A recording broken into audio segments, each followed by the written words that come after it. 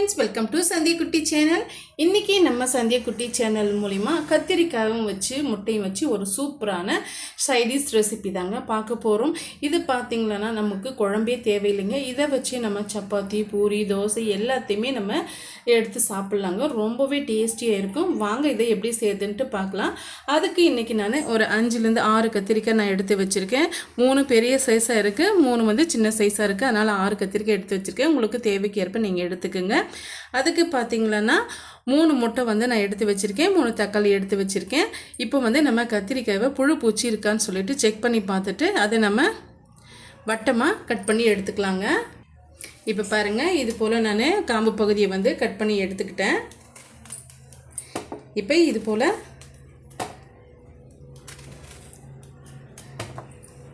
இந்த அளவுக்கு நம்ம பீஸ் போட்டு எடுத்துக்கலாம். பாருங்க, இது போல் நான் கட் பண்ணி எடுத்துக்கிட்டேன். இப்போ கடாய் ஒன்று வச்சுக்கலாங்க. ஆயில் வந்து சேர்த்துக்கலாம். ஜஸ்ட் வந்து ஒரு 2 டீஸ்பூன் அளவுக்கு நம்ம சேர்த்துக்கிட்டா போதும். இப்போ இதை நம்ம வதக்கி தாங்க எடுக்க போகிறோம். பாருங்கள், இந்த அளவுக்கு ஆயில் சேர்த்துக்கிட்டா போதும். ஆயில் நல்லா சூடாயிட்டு வரட்டும். ஆயில் நல்லா சூடாயிட்டு வந்துடுச்சு. இப்போ நம்ம கட் பண்ணி வச்சுருக்க கத்திரிக்காவை சேர்த்துக்கலாம். இப்போ நம்ம சேர்த்துருக்கிற கத்திரிக்காய் வந்து ஒரு அளவுக்கு வதங்கி வரட்டுங்க. பிறகு நம்ம தக்காளி பழம் வந்து சேர்த்துக்கலாம்.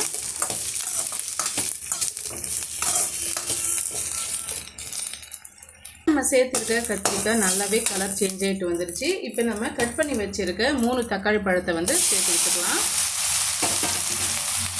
சேர்த்துட்டு இதையுமே வந்து நல்லா வந்து வதக்கி விட்டுக்கலாங்க. இப்போ ஹை ஃப்ளேமில் வச்சுக்கலாம். ஒன்று வந்து நான் மீடியமான ஃப்ளேமில் வச்சு நான் வறுத்து விட்டுட்டு இருந்தேங்க. ஏன்னா வந்து கத்திரிக்காய் சேர்க்கறதுனால டக்குன்னு வந்து அடி பிடிக்கும். இப்போ தக்காளி பழம் ஈரப்பதன்றதுனால நமக்கு அந்த அடிப்பிடிக்கக்கூடிய இதே கிடையாது. நம்ம கிளறி கொடுத்துட்டே இருந்தோம்னா கண்டிப்பாக அடி பிடிக்காது. இப்போ இந்த கத்திரிக்காயோடு சேர்த்து தக்காளி பழம் நல்லா வதங்கி வரட்டும். அது வரைக்கும் நம்ம இது போல் கிளறி கொடுத்துக்கலாம். இந்த அளவுக்கு நம்ம வதக்கி எடுத்துக்கிட்டோம். இப்போ இது ஒரு ஓரமாக இருக்கட்டுங்க. இது நல்லா ஆறி வந்த பிறகு கொஞ்சம் கூட தண்ணி சேர்க்காம பேஸ்ட் மாதிரி அரைச்சி எடுத்துகிட்டு வந்துடலாம். இப்போ இன்னொரு கடாயை வச்சுக்கலாங்க. ஒரு குழிக்கரண்டி அளவுக்கு நம்ம ஆயில் சேர்த்துக்கலாம். ஆயில் நல்லா சூடாயிட்டு வரட்டும். மீடியமான ஹீட்லேயே வச்சுக்கோங்க. பாருங்கள், ஆயில் நல்லா சூடாயிட்டு வந்துடுச்சு. இந்த ஸ்டேஜில் ஒரு 1/2 டீஸ்பூன் அளவுக்கு கடுகு, 1/4 டீஸ்பூன் அளவுக்கு சீரகம், 1/4 டீஸ்பூன் அளவுக்கு சோம்பு சேர்த்துக்கலாம். இப்போ இது எல்லாம் பொரிஞ்சு வரட்டும். பாருங்கள், நல்லா பொரிஞ்சு வருது. இந்த ஸ்டேஜில் ஒரு பெரிய சைஸ் வெங்காயம் பொடிசை நறுக்கி வச்சுருக்கேன். 2 கொத்து கருவேப்பிலை எடுத்து வச்சுருக்கேங்க, சேர்த்துக்கலாம்.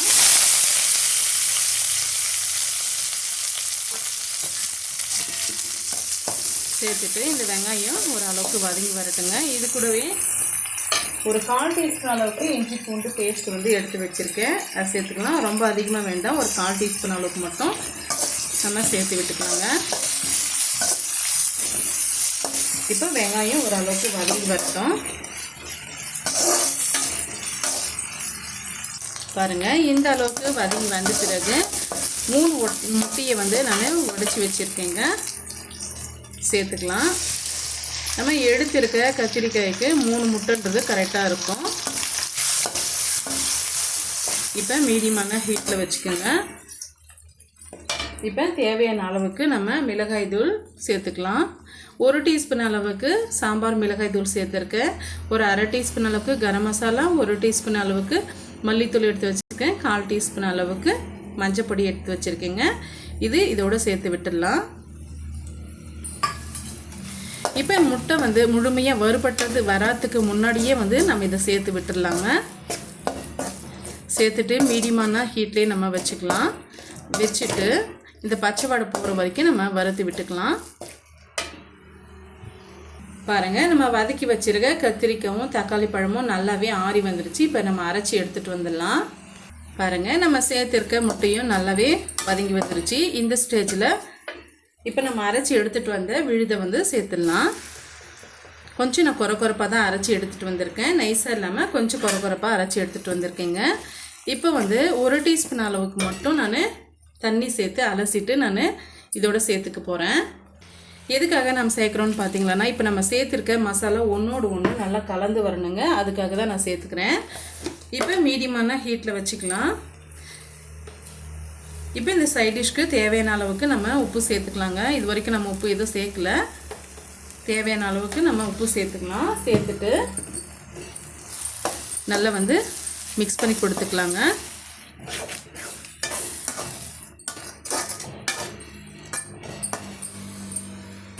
இந்த சைடிஷ் ரெசிபி பார்த்திங்கன்னா ஒரு 5 நிமிஷத்தில் செய்து முடிச்சிடலாங்க. இதுக்கு குழம்பு எதுவுமே தேவையில்லை. அப்படியே நம்ம பிசைஞ்சுன்னு சாப்பிட்லாம்.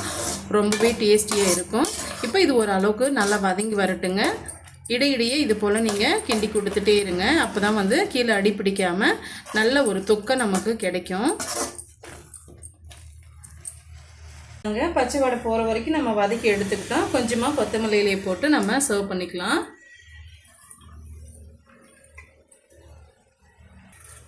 இப்போ கொஞ்சமாக நம்ம தனியாக எடுத்து வச்சுக்கலாங்க. தேவையான அளவுக்கு மட்டும் நம்ம வானலிலே விட்டுடலாம்.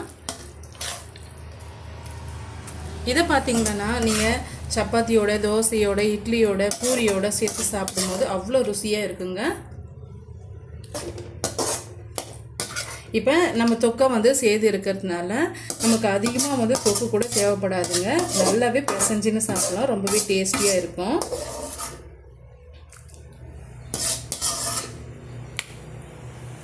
பாருங்கள், இந்த அளவுக்கு நான் விட்டுருக்கேன்.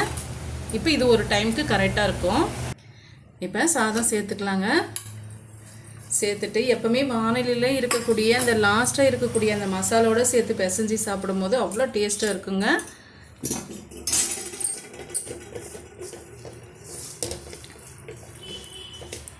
ரொம்பவே அருமையான சட்டுன்னு செய்யக்கூடிய இந்த கத்திரிக்காவை வச்சு ஒரே மாதிரி நம்ம செய்யாமல் இது போல் டிஃப்ரெண்ட்டான முறையில் நீங்கள் செய்து பாருங்கள். உங்களுக்கே ரொம்பவே பிடிக்கும்.